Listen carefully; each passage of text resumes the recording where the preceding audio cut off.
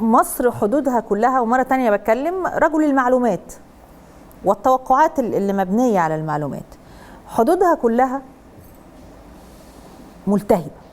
حدودها الغربية مع ليبيا عندنا دولة مقسمة، عندنا ميليشيات مسلحة، عندنا تهريب سلاح، عندنا صراع سياسي عسكري داخل ليبيا.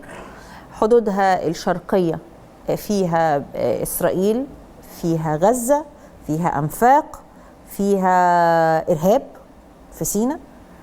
حدودنا الجنوبية في السودان ليست آمنة بالشكل الكامل، جزء منها سياسي وعقائدي وجزء منها تسليحي. يعني لو بسألك ال10 سنين اللي جايين الخطر كامن في أي جهة، الشرق ولا الغرب ولا الجنوب أكثر ما يكون؟ ده سؤال صعب طبعا. هو الخطر الكامن في كل الاتجاهات، ما تقدرش تحددي اتجاه عن الآخر، لأن المتغيرات الدولية بتتغير والإقليمية بتتغير.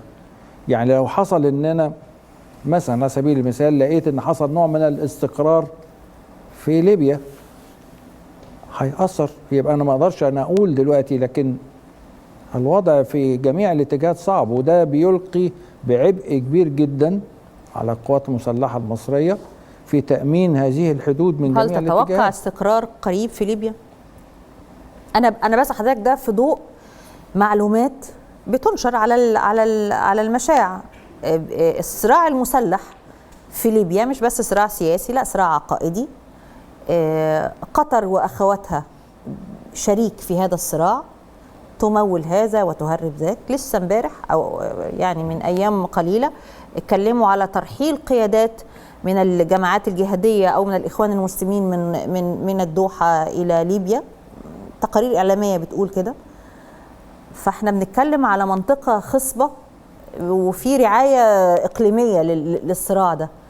عشان كده كنت بسأل، هل تعتقد إنه الاستقرار في ليبيا قريب؟ في اتجاه لتقسيم ليبيا، منطقة برقة اللي هي المنطقة الشرقية، ومنطقة فزان، ومنطقة طرابلس. لو الإخوة في ليبيا تمكنوا إن هم يؤيدوا هذه الفكرة وتتوحد القبائل، لأن هو فيه هناك صراع قبلي موجود، في صراع ميليشيات مسلحة موجودة، وخاصة في المنطقة المتخمة لمصر، المنطقة الشرقية. لو أدركوا هذا وحطوا مصلحة ليبيا قبل أي مصلحة أخرى هيقدروا يتغلبوا. لو انساقوا في هذا الاتجاه سوف تكون وبال على ليبيا بالدرجة الأولى وتأثير على مصر بالدرجة الثانية. المحيطين والمقربين من اللواء مراد موافي بيؤكدوا أنه من اللحظة الأولى كان عينه على ليبيا، كان عينه على حدودنا الغربية، وكان دائم الأمنية أنه مصر تبقى شريك أو حامي أو راعي أو متواجدة بشكل كبير في ليبيا. وهذا ما لم يتعامل معاه عدد من الشخصيات المهمة بنفس القدر من الحماس.